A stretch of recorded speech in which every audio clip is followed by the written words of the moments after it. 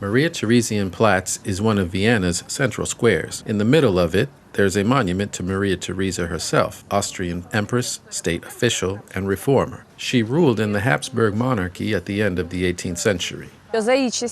During her times, current Ukrainian territories joined Austria-Hungary. The monument to Maria Theresa was erected in 1888. It's 20 meters tall and weighs over 20 tons. It's a collective work of several sculptors, one of whom was Ukrainian. These horses, which we can see at the foot, were made by Ukrainian sculptor Petro Wojtowicz. He was from Galicia, but lived and worked in Vienna at the time. Oleksandra Sayenko comes from the Ukrainian city of Kharkiv. She has been living in Austria for around 5 years. Over this time, she has discovered numerous details connecting the two countries.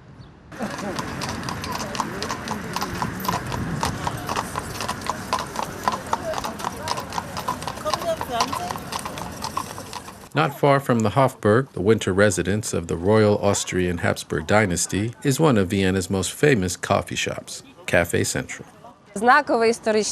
It's a landmark historic cafe. 100 years ago, aside from local Ukrainians, there were many political immigrants here. It was one of the traditional places of gathering for our political exiles. There were days when the Ukrainian language could be heard here more often than German. Many of the world's historical figures used to come to the cafe. Among famous Ukrainians, Volodymyr Vinichenko, Yevhen Konovalets, Yevhen Shikolenko, and Dmitro Donsov. 150 years later, the cafe is just as popular. There's always a line of tourists at the entrance. This is Hotel Bristol. 100 years ago, the first diplomatic mission of the newly created Ukrainian state started its work here. Now, thanks to this memorial plaque, the hotel's guests can learn about this historic event. We're heading to the outskirts of Vienna, urban forest on the Leopoldsburg hill. Here, Vienna and the Danube River are in full view. Now, it's a favorite spot of the Austrian capital's residents. But almost 340 years ago, vicious battles took place here. Polish, Austrian, and German forces were fighting against the Ottoman army. Ukrainian Cossacks played a significant role in this battle. In 1683, around 3,000 Ukrainian Cossacks took part in the decisive attack of the army of the Polish king Jan Sobieski.